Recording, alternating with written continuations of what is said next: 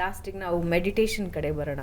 ಧ್ಯಾನ ಬಹಳಷ್ಟು ಸಮಸ್ಯೆಗಳಿಗೆ, ಹೆಲ್ತ್ ಆ್ಯಂಡ್ ಮೆಂಟಲ್ ಇಶ್ಯೂಸಿಗೆ ಮೆಡಿಟೇಷನ್ ಇಸ್ ದ ಕೀ ಅಂತ ಹೇಳ್ತಾರೆ. ಅಂದರೆ ಅದರಿಂದ ಆಚೆ ಬರಬೇಕು ಅಂದರೆ ಧ್ಯಾನದ ಕಡೆ ಹೋಗಿ ಅಂತ. ಈಗ ಬಹಳಷ್ಟು IT ಕಂಪನೀಸ್ ಕೂಡ ಇದನ್ನು ಒತ್ತು ಕೊಟ್ಟು ಹೇಳ್ತಾ ಇವೆ. ಕೆಲವೊಂದು ಸೆಷನ್ಸನ್ನು ಬೇರೆಯವ್ರನ್ನ ಕರೆಸಿ ಸೆಷನ್ಸ್ ಕೊಡಿಸ್ತಾ ಇದ್ದಾರೆ.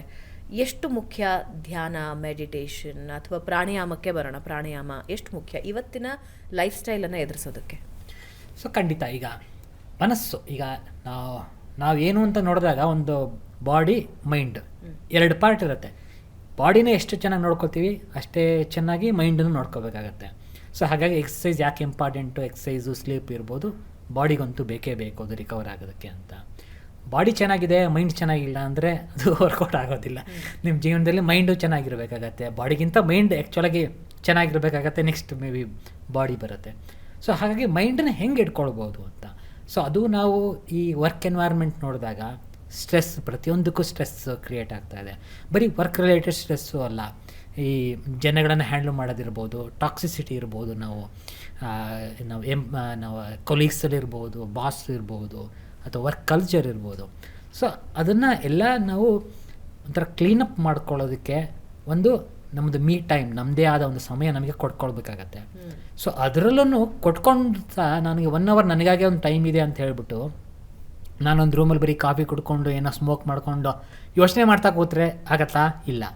ಸೊ ಟೈಮ್ ಕೊಡೋದಲ್ಲದೆ ಆ ಟೈಮನ್ನು ನಾನು ಎಷ್ಟು ಚೆನ್ನಾಗಿ ನನಗೆ ಒಂದು ಕಾಮ್ ಆಗೋದಕ್ಕೆ ಹೆಂಗೆ ಪ್ರಯತ್ನ ಪಡ್ತೀನಿ ಅಂದಾಗ ಆವಾಗ ಇವೆಲ್ಲ ಬರ್ತವೆ. ಈಗ ಪ್ರಾಣಾಯಾಮ, ಸೊ ಹಾಗೆ ಬ್ರೀತಿಂಗಿಂದ ನಮಗೆ ಪಾಸಿಟಿವ್ ಎಫೆಕ್ಟ್ ಇರುತ್ತೆ ನಮ್ಮ ಮೈಂಡಿಗೆ, ಈವನ್ ಹೆಲ್ತ್ ಓವರಾಲ್ ಬಾಡಿಗೂ ಕೂಡ.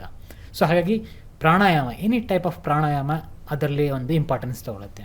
ಅದೇ ರೀತಿ ಅಟ್ಲೀಸ್ಟ್ ಮೆಡಿಟೇಷನ್, ಈಗ ನೀವು ಜನರಲ್ಲಾಗಿ ಪತಂಜಲಿ ಯೋಗ ಸೂತ್ರಾಸ್ ಅಥವಾ ರಾಜಯೋಗ ಅಂತ ನೋಡಿದ್ರೆ ಅದರಲ್ಲಿ ಮೇನಾಗಿ ಮೆಡಿಟೇಷನ್ ಬರೋ ಅಂಥದ್ದು. ಸೊ ಅದು ಒಂದು ರೀತಿ ಲಿಬರೇಷನ್ ಅಥವಾ ಮೋಕ್ಷವನ್ನು ಹುಡ್ಕೊಂಡು ಹೋದ್ರಲ್ಲಿ ಒಂದು ಪಾರ್ಟ್, ಒಂದು ಸ್ಟೆಪ್ ಅಷ್ಟೇ ಮೆಡಿಟೇಷನ್ ಇರೋದು. ಬಟ್ ಈಗ ಸ್ವಲ್ಪ ಕಮರ್ಷಿಯಲೈಸ್ ಆಗಿ ಅದನ್ನು ಎತ್ಕೊಂಡು ಬಂದ್ಬಿಟ್ಟು ನಾವು ಈಗಿನ ಒಂದು ಲೈಫ್ ಸ್ಟೈಲ್ ಎತ್ಕೊಂಡು ಬಂದಿದ್ದು. ಹಾಗೆ ನೋಡೋಕೆ ಹೋದರೆ ನೀವು ರಾಜಯೋಗನ್ನೇ ಫಾಲೋ ಮಾಡ್ತೀನಿ ಅಂತ ಹೋದಾಗ ನೀವು ಇನಿಷಿಯಲ್ ಫಸ್ಟ್ ಕಪಲ್ ಆಫ್ ಸ್ಟೆಪ್ಸಲ್ಲಿ ಸುಳ್ಳು ಹೇಳಬಾರ್ದು ಅಂತಲೇ ಬರುತ್ತೆ. ಈಗ ಅಂಥವನ್ನೆಲ್ಲ ನಾವು ಯಾರು ಫಾಲೋ ಎಷ್ಟು ಮಾಡ್ತಾ ಇದ್ದೀವಿ ಅನ್ನೋದು ಪ್ರಶ್ನೆ ಮಾಡೋ ಅಂಥದ್ದು. ಬಟ್ ಅಟ್ಲೀಸ್ಟ್ ಆ ಮೆಡಿಟೇಷನ್ ಎತ್ಕೊಂಡು ಬಂದು ಫಾಲೋ ಮಾಡೋದು ಒಂದು ಚೂರಾದರೂ ಅದರ ಪಾಸಿಟಿವ್ ಥಿಂಗ್ ಅಂತೂ ನಿಜ. ಸೊ ಆ ಮೆಡಿಟೇಷನಿಂದ ಅಟ್ಲೀಸ್ಟ್ ಈಗ ಮೈಂಡ್ಫುಲ್ನೆಸ್ಸು ಇರ್ಬೋದು. ಈಗ ಬುದ್ಧಿಸಮಿಂದ ಮೈಂಡ್ಫುಲ್ನೆಸ್ ಎತ್ಕೊಂಡು ಬಂದರು. ಈವನ್ ನಾವು ಮೆಂಟಲ್ ಹೆಲ್ತ್ ಕೇರ್ ನೋಡಿದ್ರೆ ಈಗ ಡಿಫ್ರೆಂಟ್ ಇಂಟರ್ವೆನ್ಷನ್ನು ನಾವೇನೋ ಒಂದು ಮೆಂಟಲ್ ಇಶ್ಯೂಸ್ ಇದ್ದವರಿಗೆ ಕೂಡ ಅವರಿಗೆ ಹೆಲ್ಪ್ ಮಾಡೋದಕ್ಕೆ ಕೂಡ ಮೈಂಡ್ಫುಲ್ನೆಸ್ ಈಗ ಪ್ರಾಪರಾಗಿಯೇ ಅದನ್ನು ಯೂಸ್ ಮಾಡೋದಕ್ಕೆ ಮಲ್ಟಿಪಲ್ ಇಯರ್ಸ್ ಆಗಿಬಿಟ್ಟಿದೆ ಅದನ್ನು ಶುರು ಮಾಡಿಬಿಟ್ಟು. ಸೊ ಆ ನಿಟ್ಟಿನಲ್ಲಿ ನೋಡಿದ್ರೆ ಈಗ ನಮ್ಮ ಏನೋ ಸ್ಕ್ರಿಪ್ಚರ್ಸು ಇದನ್ನೆಲ್ಲ ನೋಡಿದ್ರೆ ಈಗ ಹೇಳ್ಬೋದು, ನಾನು ಪವರ್ ಆಫ್ ನೌ ರಿಲೇಟೆಡ್ ಹೇಳ್ಕೊಳ್ಳೋದಿರ್ಬೋದು, ಈ ಕ್ಷಣಕ್ಕಾಗಿ ಇರುವುದು, ಈ ಕ್ಷಣದಷ್ಟೇ ನೀನು ಕಾನ್ಸಂಟ್ರೇಟ್ ಮಾಡಿರು ಅಂತ. ಸೊ ಮೆಡಿಟೇಷನಲ್ಲಿ ನಾವು ಅದೇ ಕಡೆಗೆ ಟ್ರೈ ಮಾಡೋಕ್ಕೆ ಹೋಗ್ತೀವಿ. ಯಾಕಂದರೆ ನಮ್ಮದು ಮೈಂಡು ಬರೀ ಪಾಸ್ಟು ಇಲ್ಲ ಫ್ಯೂಚರ್ ಕಡೆನೇ ಯೋಚಿಸ್ತಾ ಇರುತ್ತೆ. ನಾಳೆ ಏನೋ ಅನ್ನೋದು ಯೋಚಿಸ್ತಾ ಇರ್ತೀವಿ, ಇಲ್ಲ ನಿನ್ನೆದೇನೋ ಯೋಚಿಸ್ಕೊಂಡು ಬೇಜಾರು ಮಾಡ್ಕೊಳ್ತಾ ಇರ್ತೀವಿ. ಅದು ಬಿಟ್ಟು ನಮಗೆ ಎರಡು ನಮ್ಮ ಕಂಟ್ರೋಲಲ್ಲಿ ಇರಲ್ಲ. ಯಾಕಂದರೆ ನಾನು ಹಳೇದು ನಿನ್ನೆ ಆಗಿದ್ದು ನನಗೆ ಮುಗಿದೋಗ್ಬಿಟ್ಟಿದೆ, ನನ್ನ ಕಂಟ್ರೋಲಲ್ಲಿ ನಿನ್ನೆ ಇತ್ತು. ನಾಳೆ ನನಗೆ ಇವತ್ತು ಕಂಟ್ರೋಲ್ ಇಲ್ಲ, ನಾಳೆ ಇರುತ್ತೆ.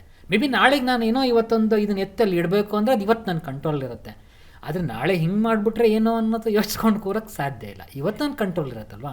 ಸೊ ಅದು ಮೆಡಿಟೇಷನಿಂದ ಅಟ್ಲೀಸ್ಟ್ ನೀವು ಆ ಕಡೆಗೆ ಅಥವಾ ಅನ್ನೆಸೆಸರಿ ಥಾಟ್ಸನ್ನು ಕಮ್ಮಿ ಮಾಡೋದಕ್ಕೆ ಅದಕ್ಕೊಂದು ಪ್ರಯತ್ನ, ಅಟ್ಲೀಸ್ಟ್ ಆ ಪ್ರಯತ್ನದಲ್ಲಿ ಏನಾಗುತ್ತೆ ಅಂದರೆ ನಮಗೆ ಒಂದು ಹ್ಯಾಬಿಟ್ ಥರ ಆಗ್ಬೋದು.